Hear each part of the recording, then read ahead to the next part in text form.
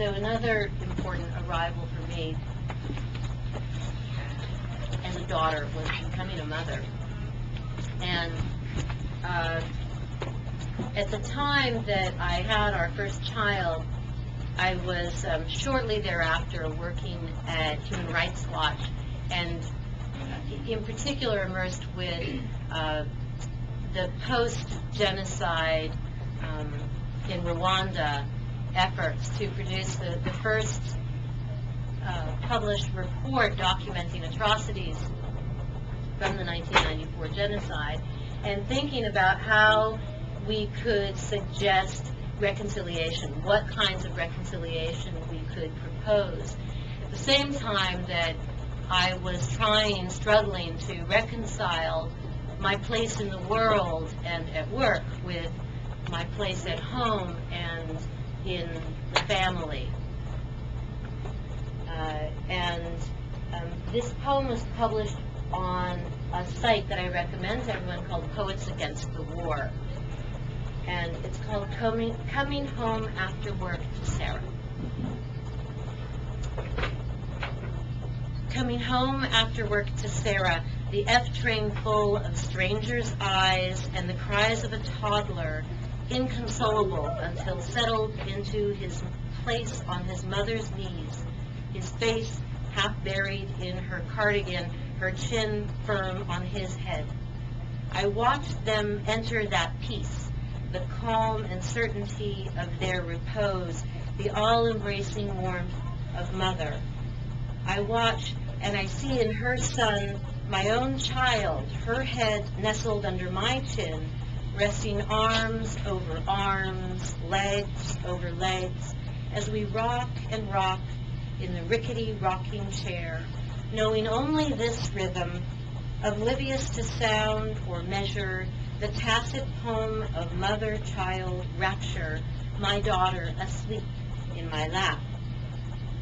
Coming home after work to Sarah, I slowly released the tensions of a day spent raising money to make sense of genocide by machete, genocide by neighbors, village by village, televised worldwide, the rape of our daughters, the stench of the slaughter of a country gone temporarily insane, reigned by terror, the subtraction of human from inhumane, my own intellectual abstraction of this nightmare, and the mundane reality of routine, of making money to support those who make the right kind of noise, the right kind of gesture, so that we can rest more easily in the soft, safe shelter of our beds, wrapped in the arms of our lovers, our mothers, our delusions, our dreams. Coming home after work to Sarah, the subway screams me awake at my stop. With the aching screech of its brakes, the doors disappear into the sides of the car. I disappear into the rush hour exodus, an exhausted, automated stampede of urban workforce refugees shuffling onto the platform, anonymous, amorphous. We are an orderly mob. We follow rules.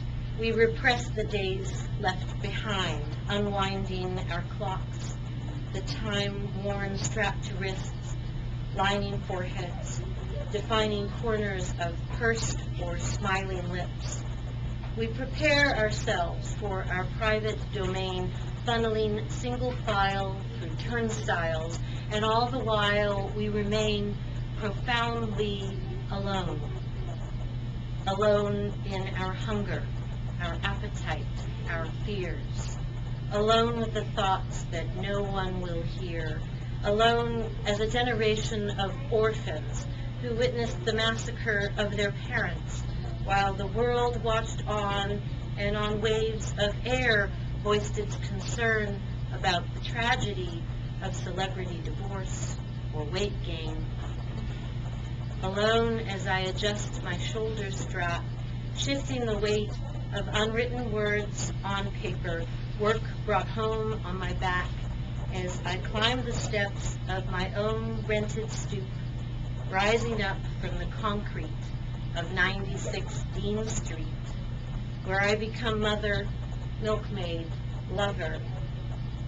This home where I live and pretend to be safe with neighbors, friends, and strangers whom I know and adore or ignore each day as I make my way home to Sarah.